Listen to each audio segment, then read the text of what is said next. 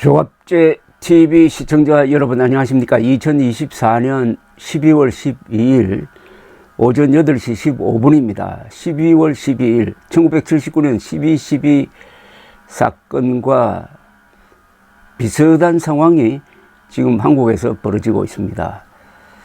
1979년 10월 26일 박정희 대통령이 김재규의 총탄에 돌아가신 이후 공백이 생겼습니다. 권력의 공백이 생겼습니다.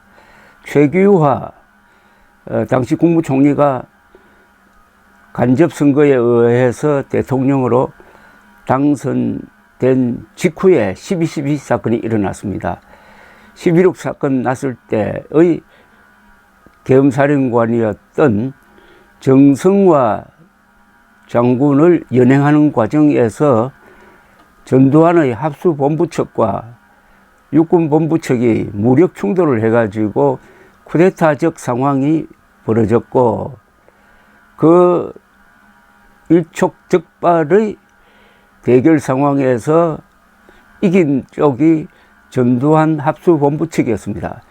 그래서 그 다음에 5.17, 5.18을 거치면서 신군부로서 집권 세력이 되어가지고 전두환 정권이 등장하고, 이어서 노태우 정권이 등장하고 해서 1980년대를 이끌면서 5.18이라는 유혈 사태도 있었지만은 경제 성장률이 세계에서 1등이 되고, 무엇보다도 1988년 서울 올림픽 성공으로, 그리고 1987년의 6.25 선언으로 직선제를 받아들이는 이런 민주화를 거치면서 오늘 우리가 살고 있는 제6공화국이 열렸던 것입니다.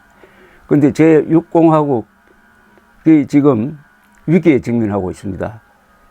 윤석열 대통령의 어처구니 없는 비상계엄 선포 사건으로부터 이제 오늘이 9일째인데, 그 사이에 이른바 친일 쿠데타에 실패한 쪽을 향한 수사가 집중되다가 보니까 어떤 현상이 지금 벌어지고 있느냐 하면은, 국군 경찰 지휘부가 아수라장이 되고 있습니다. 마비되고 있습니다.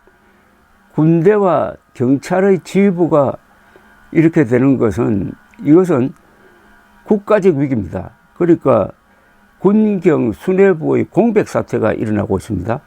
지금 윤석열 대통령의 12.3 비상계엄 여파로 군 수뇌부 16명이 직을 잃거나 수사 대상이 되었습니다.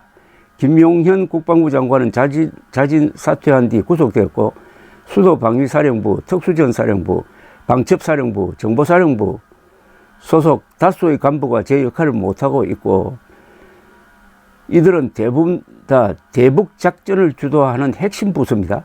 치안을 담당하는 행정안전부와 경찰 수뇌부도 공백 상태입니다. 이상민 행안부 장관은 사퇴, 조지호 경찰청장과 김봉식 경찰청장은 지금 긴급 체포되어 가지고 조사를 받고 있습니다. 그러니까 안보와 치안을 맡고 있는 최고 책임자들의 동시다발적 부재로 국민의 안전이 위협받고 있는데, 한 군 관계자는 오늘 조선일보에 인터뷰를 하면서 장관은 사퇴하고 주요 사령관의 직무가 정지되면서 일선에서는 유사시 누구의 명령에 따라 어떻게 움직여야 하는지 모르겠다는 말이 많다고 했습니다. 우리 안보와 직결된 전방 지역 군 수뇌부들도 혼란스러워하는 건 마찬가지라고 했습니다. 군에서는 계엄사령관이었던 박안수 육군 참모총장의 직무정지도 지금 거론되고 있습니다. 초유의 수뇌부 부재와 함께 누가 군 통수권을 행사하는지도 지금 논란입니다. 국군 통수권은 1초도 비어 있어서는 안 됩니다. 헌법에 명시된 대통령의 고유 권한인데, 지금 대통령이 탄핵되어 직무가 정지되면은 총리가 권한 대행으로 되는데, 이 또 한덕수 국무총리까지 지금 수사 대상에 올라 있습니다. 이런 혼란은 지난 7일 윤 대통령 탄핵 소추안이 폐기되면서 윤 대통령의 직무는 정지되지 않았으나 사실상 식물화가 되면서 이런 혼란이 빚어지고 있습니다. 정치적으로 무력화된 윤석열 대통령이 실질적으로는 군 통수권을 행사할 수 없는 상태가 된 겁니다. 이런 상태가 지속된다면 북한의 도발 등 안보 위협에 우리 군이 제대로 대응할 수 없다는 우려가 나오고 있습니다. 육군참모차장 출신인 여운태 원광대 석좌 교수는 이렇게 이야기합니다. 대통령의 군 통수권은 불안정하고 장관 없이 차관이 대리 근무를 하는 상황이고 육군참모총장은 신뢰를 잃은 상태다. 유사시 지휘 개통에 따라 군령이 제대로 발휘될지 굉장히 의심스러운 상황이다. 6.25 전쟁 이후 가장 대비 태세가 취약해진 상태라고 했습니다. 군, 경찰, 수뇌부의 마비, 그리고 경찰, 검찰, 공수처의 아주 과열 경쟁, 수사, 서로 윤석열 대통령을 먼저 잡으려고 하는 이런 과열 경쟁 속에서 정치적 리더십도 지금 사실상 사라져 버렸습니다. 왜냐? 집권 여당이 신뢰를 잃었고 한동훈 대표도 갈팡질팡하고 아직도 정신 못 차린 국민의힘은 지금도 탄핵 표결에 참가하느냐 참가하지 않느냐 하는 문제를 가지고 서로 싸우고 있습니다. 이번 사태가 한미연합훈련까지 영향을 주고 있습니다. 내년 3월 정례 한미연합훈련인 자유의 방패나 한미일 3국 연합훈련인 프리덤 엣지 일정에 차질을 빚을 수 있다는 이야기가 나오고 있습니다.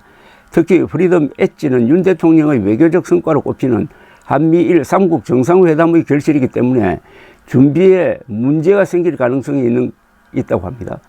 미국은 계엄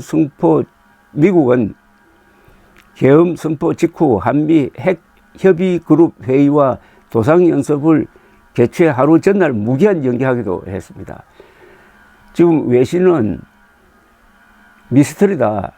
한국을 지금 누가 이끌고 있느냐. 그래서 대통령실에 어느 언론사가 지금 한국을 누가 이끌고 있느냐고 질문을 했더니 거기에 대해서 답을 할 수 없다는 이야기를 들었다고 합니다. 아니, 대통령실이 지금 한국을 누가 이끕니까? 라는 질문에 대해서 답할 수 없다라고 이야기한다면은 이거는 완전 공백 상태 아닙니까? 어떻게 이런 일이 일어났는지 개탄만 할 때가 아니라 이럴 때는 자중해야 합니다. 자중자애해야 합니다. 우선 주도권을 잡은 민주당보다는 국가를 더 중요하게 생각하면서 너무 과격한 권력 행사를 자제해야 되고, 국민의힘은 요리조리 피해 다닐 생각하지 말고 다음 대통령 선거에서 어떻게 하면 이길까 그런 생각하지 말고 보수 걱정하지 말고 나라 걱정해야 됩니다. 그리고 국민들은 이럴 때는 의사표시를 해야 됩니다. 윤석열 물러나라보다 더 중요한 것은 나라를 지키자는 구호 아니겠습니까? 이런 상태가 한 달, 두 달 가면은 한국은 어떻게 되겠습니까? 국제사회에서 지금 한국을 중시하고 있습니다. 대한민국은 세계에서 비자 없이 갈 수 있는 나라 수가 제일 많은 나라입니다. 그만큼 한국인이라고 하면 다 믿어줍니다. 그런데 윤석열의 이 참 허무한 코미디 같은 계엄령 선포가 그런 한국의 신뢰도를 무너뜨려 가지고 한국인들이 지금 얼굴을 들 수 없게 만들고 있습니다.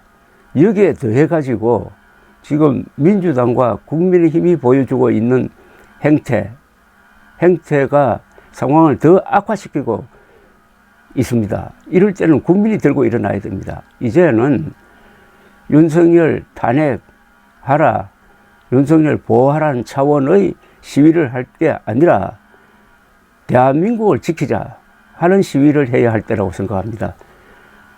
1979년 12.12 사건에 대해서 가장 많은 자료를 발굴했고 가장 많은 기록을 남긴 게 월간조선입니다. 그 월간조선의 편집장으로서 그런 역사적 임무를 다 했다고 자부하고 있는 저는 오늘 이런 상황을 맞을 줄은 꿈에도 몰랐습니다. 대한민국이 쌓아 올린 민주공화국, 자유민주주의 체제의 그 금자탑이 지금 와르르 무너질지도 모르는 지경에 이르렀습니다. 자중자애할 때입니다. 감사합니다.